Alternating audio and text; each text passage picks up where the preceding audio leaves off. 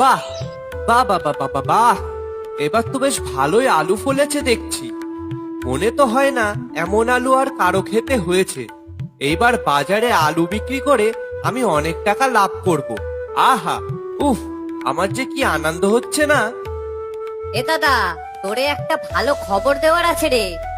কি খবর? এবার না আমার জমিতেও খুব ভালো আলু ফলেছে রে।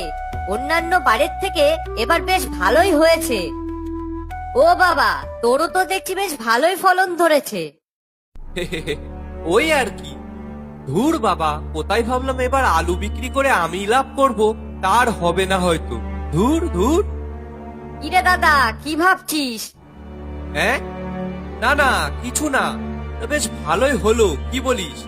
দুই ভাই মিলে বাজারে একসাথে আলু বিক্রি করব, আর অনেক টাকা লাভও হবে। হ্যাঁ দাদা, তুই ঠিকই বলেছিস। জানিস তো, এই গ্রামে তুই আর আমি ছাড়া আর কেউ আলু চাষ করেনি। তা ঠিকই বলেছিস। তা তুই আলু তুলবি কবে? এই তো আজ কিছু তুলে নিয়ে বাজারে যাব। শুনেছি বাজারে আলুর নাকি খুব চাহিদা। পাশের গ্রাম থেকেও নাকি আলু আসছে না। তা তুই যাবি তো নাকি আজকে? হ্যাঁ হ্যাঁ, আমিও যাব। ও আচ্ছা, ঠিক আছে, আমি যাই গিয়ে আলু তুলি। আগে ভাগে আলু তুলে বাজারে বিক্রি করে লাভ করার চিন্তা? হ্যাঁ, তা তো আমি হতে দেব না ভাই। লাভ তো করব আমি, এই দুলাল সরকার। না, যাই, আমিও আলু তুলি গিয়ে।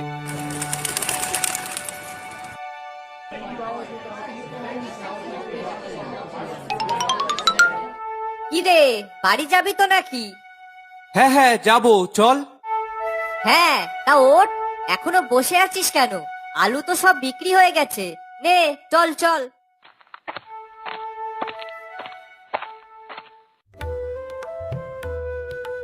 চলে এসেছিস বাবা? ও মা, খুব খিদে পেয়েছে, তাড়াতাড়ি খেতে দাও তো।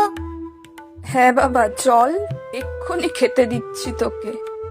জানো মা, আজ আমার আর দাদার খুব ভালো আলু বিক্রি হয়েছে। ও, তাই বুঝি? খালি ও, তুমি খুশি হওনি? তোর যে ভালো বিক্রি হয়েছে এটা শুনেই অনেক খুশি হয়েছি। কি গো, কি হলো? মুখ ভার করে বসে আছো কেন?